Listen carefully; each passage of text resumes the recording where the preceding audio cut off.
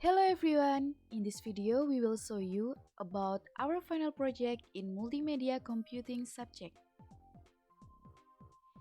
This game takes the theme of national defense, where this game tells about someone who is struggling to defend his country from monster or virus attacks.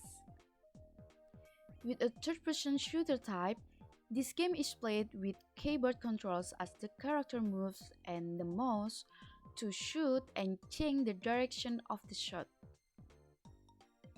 And if the enemies hit the character's health will decrease until the character die, and it means the game is over.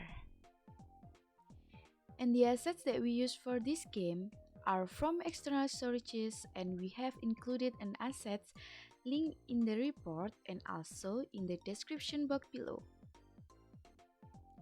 I think that's all from us. Thank you for watching, and also thank you to Mr. Septian Enggar Sukmana as our lecturer in this subject.